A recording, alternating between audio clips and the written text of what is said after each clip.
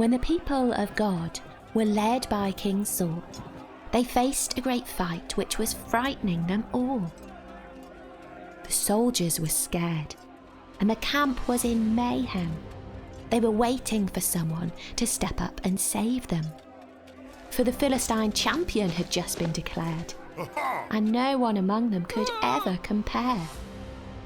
Goliath was giant and violent and strong. He was braced for a battle with weapons of bronze. He came down and shouted, by day and by night, "Send someone down who is fit for a fight." But Saul and his army just shuddered in fear at the strength of his armour and size of his spear. There was no one who'd face a great giant like him. No one could save them, for no one would win. Now David, a shepherd, was living nearby, whose brothers had left him to join the front line. The youngest of 8, he'd been out in the fields, until his dad told him to take them a meal.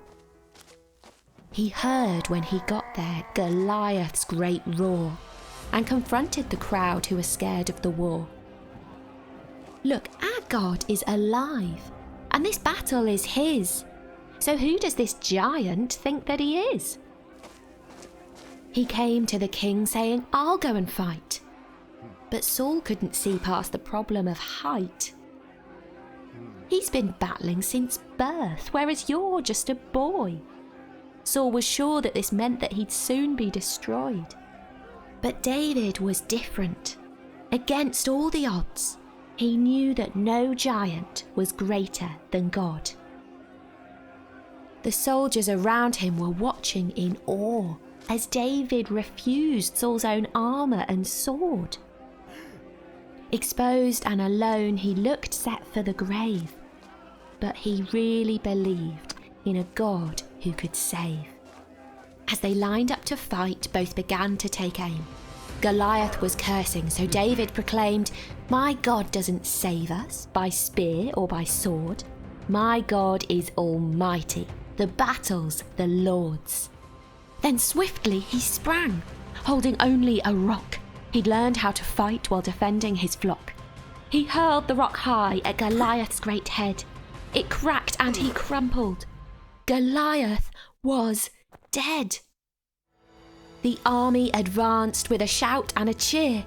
The battle was over. Their saviour was here.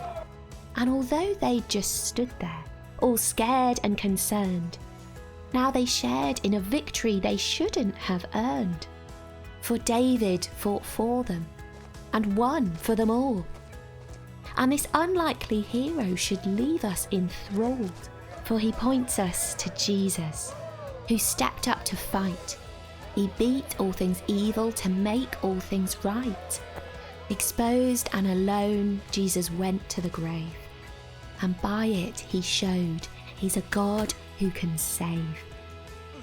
And though we're like the army, concerned and unnerved, we can share in a victory that we don't deserve.